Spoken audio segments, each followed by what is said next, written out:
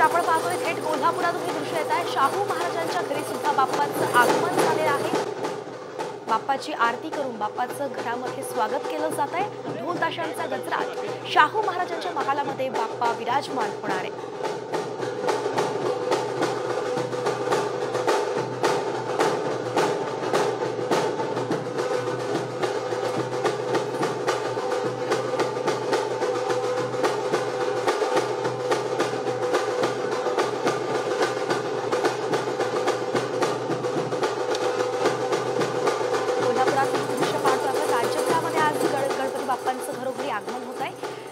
कोल्हापुरात छत्रपती शाहू महाराजांच्या घरी सुद्धा गणपती बाप्पांचं आगमन झालेलं आहे।